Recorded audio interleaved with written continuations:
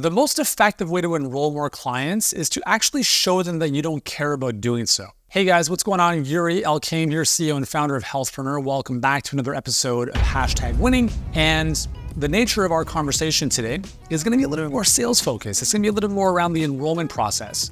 But I'm sharing this with you from a high level perspective because I was actually leading a call with our clients yesterday, and they found it to be one of the most useful coaching calls they've been on to date. And I spent a lot of time helping our clients build their selling skills, which is one of the most important skills you can build, because in a coaching relationship, right? If you are selling a higher priced service, a coaching package, $2,000, $3,000, $4,000, $5,000, etc., you have to speak with people on the phone for that. Like, you're not going to send people to a checkout page and expect them to take action. So your ability to influence people and persuade them in a direction that's beneficial for them is a really great skill and a necessary skill that we have to develop. When I think of selling, as you guys know, if you've watched my videos, it's not about high pressure sales tactics. It's about doing what's right for the prospects, and it's helping them make a decision that's in their best interest. And what that means is that if it's in their best interest and they've voiced that opinion that working with you makes sense, then you have to do whatever you possibly can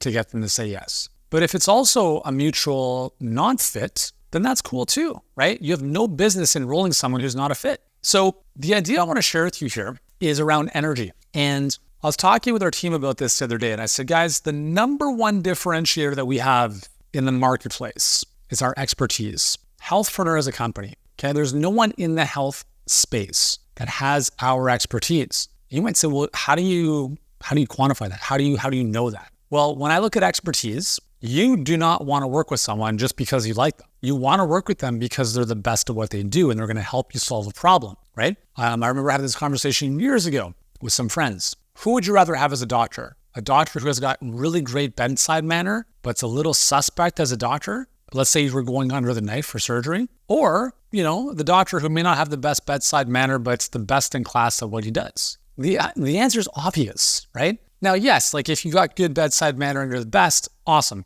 So I share expertise being the number one differentiator because it doesn't matter, like nothing else matters in the prospect's mind other than the fact that you are the best at what you do to help them solve what it is they need solving. How does expertise come about? For me, it's experience times learning. So why do I say that Healthpreneur is unparalleled from an expertise perspective? And don't worry, I'm going to tie this back into your ability to enroll clients. Number one, no one in our space has been around since 2005 in the online health space. I have. And even if they haven't written a New York Times bestselling book, Wall Street Journal bestseller, and USA Today bestseller, nor have they been on the Dr. Oz show or the doctors or helped 500,000 people to better health, or built a channel on YouTube with 300,000 subscribers, which was my previous health and fitness channel, or had a blog that had 1.4 million visitors per month, right? And that's just a piece of my past, okay? So when you take all of that experience times the learnings of the epic number of failures that I've had and the big wins that I've had along the way, well, you learn a lot of stuff, right? And so my belief is that when you are choosing to work with someone and when your prospects are choosing to work with you, they're looking first and foremost for expertise. They want to know without a shadow of a doubt that you can be counted on, depended upon to help them solve their thing. And this is especially true in an overly skeptical world where people online haven't met you in person, where they're like, are you even real or are you a deep fake? How do I know I'm not going to get scammed? How do I know that when we get off the phone here, you're not going to take my money and run, right? These are all things that are working against you to possibly work with your potential clients. So why expertise is so important is because when you are the expert, you are the prize, and the prize never chases. So when I started this video, I said, what if the secret to enrolling more clients was acting if you didn't need to? Let me break this down. If you're an expert, you always have the upper hand in a relationship as it pertains to your area of expertise. So in business, in what I do here in helping build scalable coaching businesses for health professionals, I have no competition. I mean, yeah, there's other companies and health experts, whatever, that do similar things, but in my mind, I have no competition. When it comes to ballroom dancing, I'm not an expert. So if you're looking for salsa lessons, don't come to Yuri. Go to whoever the expert is there. But how this shows up differently is here, I can command my energy. So hopefully, and I'm sure you can, if you listen, if this is the first video you're watching, just watch my other videos, you'll see what I'm saying. In the presence of expertise, you can feel the energy. You can feel the conviction. You just sense like, man, this person knows what they're talking about. And in the presence of a lack of expertise or low confidence or low self-belief, you can pick up on that pretty easily as well. So if I were to sit here and start trying to sell you on ballroom dancing lessons in full integrity, like I can't do that. Like I'm like, oh, I mean, there's hesitation, right? So when you are speaking with a prospective client, the most important thing you want to have as a frame of reference is this person is coming to me. No one just books a call for the sake of chatting.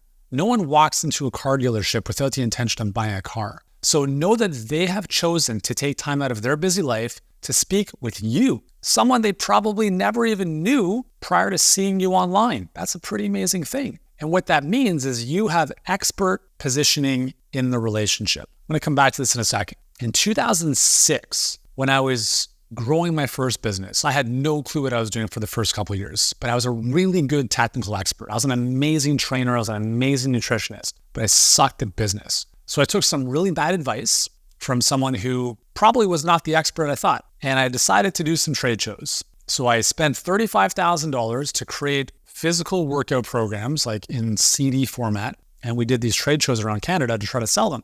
And it didn't work out very well. But here's the dilemma, is we'd go to these trade shows, we'd set up a booth, and we would be soliciting business from people walking by. Hey, come by and check out the workout. And they're like, no, I'm good, right? Like, it's like, you walk down the street of Paris or, a famous city, and the maitre d's are outside the restaurant. Hey, monsieur, come and give you a good deal. Come on in. You stay away from those restaurants. No one likes to be sold, but most importantly, that type of behavior is a turnoff because energetically we know there's something wrong with that. Why would someone try to solicit our business if they were plentiful to begin with? So we will run away from situations like that, yet we will line up for months to get into a restaurant that is fully booked. Why? Because they don't need our business. And because of that, we want to do business with them even more. So going back to, totally lost my train of thought here for a moment. Going back to your conversation with a prospect, when they come to you,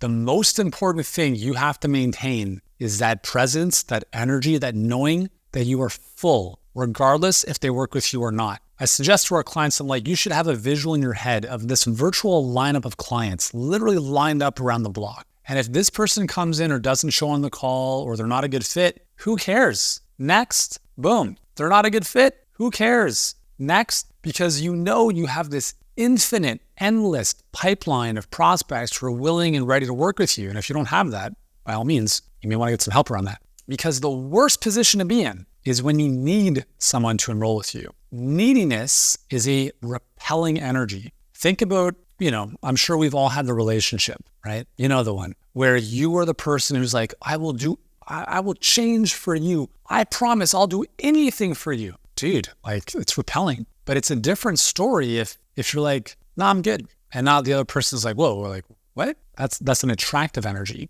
So when you don't need someone to do something, it's an attractive energy. When you need someone to do something, it's repelling. It applies to relationships. It applies to going to restaurants. It applies to people doing business with you. So I was asking my clients yesterday, I said, how many of you, rhetorical question, have ever had someone tell you, this sounds great, I just need to think about it at the end of the call? And everyone was like, yeah, for sure. I mean, we all have, right? And so I gave them a perspective I've not actually shared before. And it was this.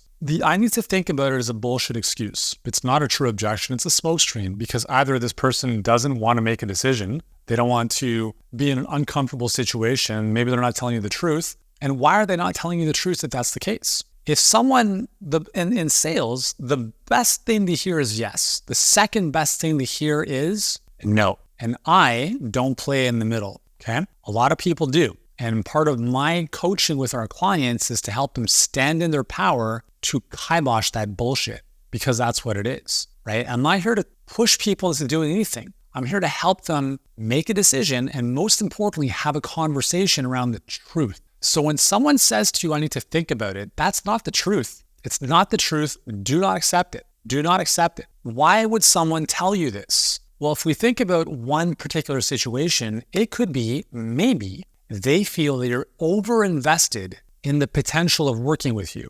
And they feel that energetically. So when they know in the back of their mind that this doesn't make the most sense, they tell you something like, well, I need to think about it because they don't want to hurt your feelings. Because if they said no to you, that might hurt you. And most people don't want to hurt other people. But think about that for a second. They feel that you need this sale more than they do. That's the problem. So my suggestion to you here is if you want to improve your ability to enroll more clients and win in business, it's you take the stance that you don't give a shit whether or not they work with you. And you've heard me talk about this probably many times if you've watched these videos, is you, my dear viewer, if you work with me, I would love it. I would be honored to work with you and coach you if you're the type of client that I love working with. But just to be clear, you working with me changes nothing about my life or my financial situation, but it changes everything about yours. That's like fundamentally my energy. I have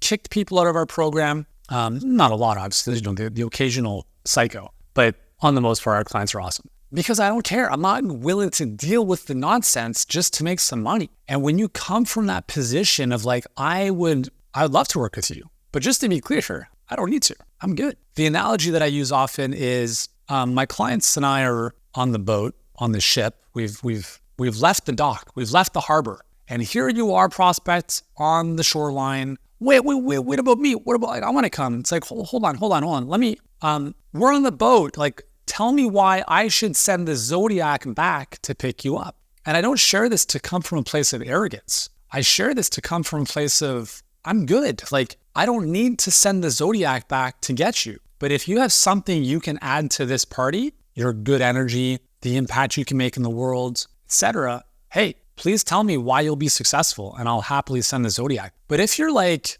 on the shore, and I just want you to frame this in your lens for a second. If I'm on the boat, metaphorically speaking, with hundreds of clients and you're on the shore and you're like, hey, like, I'd like to join you guys, but I need to talk to a bunch of those people on the boat first. I'm like, I'm not turning the boat around to have them talk with you. I don't need your business. I really don't, but you need my help. And that person might say, fuck this guy. I'm not doing that.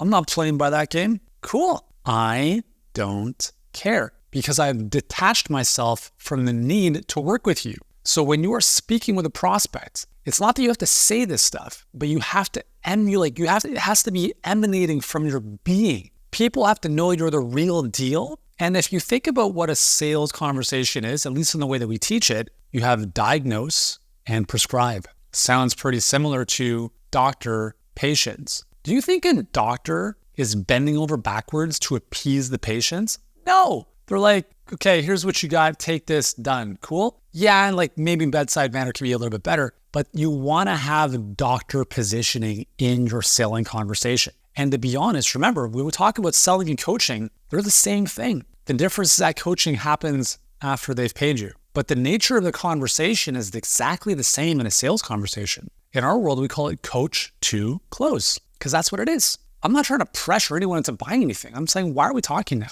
Like, oh, like I really want to do this thing. Like, no, I'm just playing devil's advocate. Like, why don't you just keep thinking about this for a little bit longer? No, like I really, really? Okay. I mean, like, I'm just asking questions to get people to open up. And that's the same thing that's going to happen in the coaching relationship. But the one thing I want you to get out of this video is it's not what you say. It's how you say it. It's not what you do. It's who you are. And a few weeks ago, we were in Miami for our Mastery Mastermind.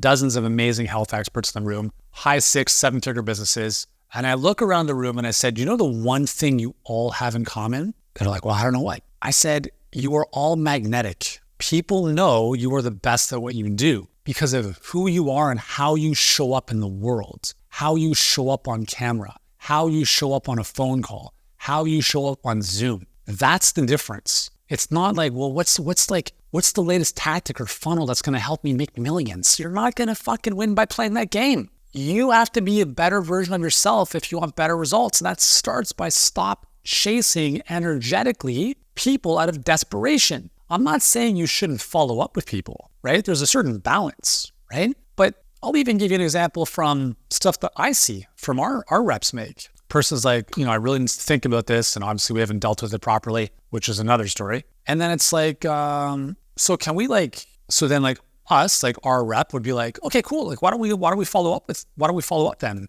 Yeah. And then the prospect say, well, what's your schedule like? And our rep is like, well, I'm pretty open. And, I'm like, what the fuck is happening here? You have no authority. You have no leadership over this conversation. And in the prospect's mind, whether they're conscious of it or unconscious, you are a pushover. And no one wants to do business with a pushover, especially not when it comes to a significant investment that's going to make a huge impact on their future. So by contrast, if I were on that call, and let's say that there's nothing going to happen on this call, we have to book a follow-up. Cool. Totally respect that. So when is a better time for us to connect tomorrow? 12 o'clock or 4 p.m. Eastern? Prospect's like, well, I'm really busy tomorrow. Tomorrow's not a good day. Do you have anything later in the week? No, I'm fully booked. So when is a better time for for us to reconnect? It's only going to take 5 minutes tomorrow. You see what I did there?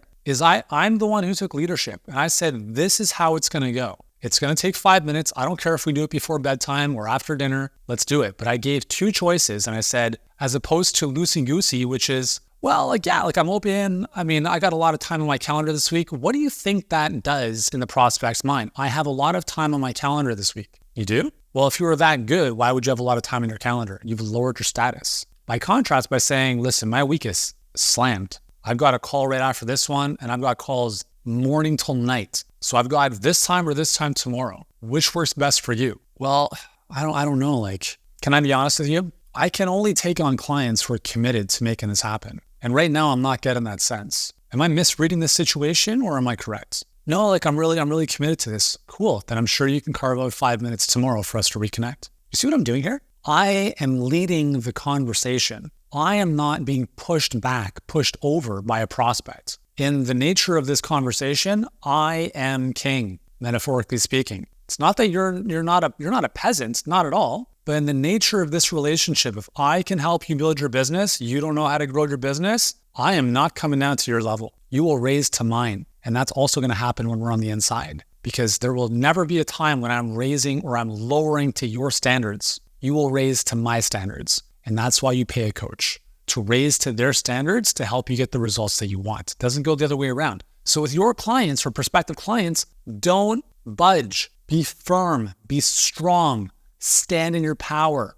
If they don't want to work with you, thank fucking God. Can you imagine someone who's like this waffly, whiny energy bullshit, and then they come in to work with you? You'd be like, please take your money back. You don't want people like that. Once you've been through the conversation and you've built enough rapport, challenge them from a place of love. Challenge them from a place of, I know, you can do better than this, right? And always, first and foremost, always come from a place of, I'm full. I'm good. I don't need your business, okay? I promise you, regardless of what you say, like the words coming out of your mouth or how to handle objections or whatever, regardless of that stuff, you will enroll more clients if you simply show up with this energy. So with that said, if you like this and you'd like to go deeper into improving your sales conversations, check out this next video where I walk you through our 9-step coach to close framework. If you want some specifics on how to lead these conversations, I think you'll really enjoy that video.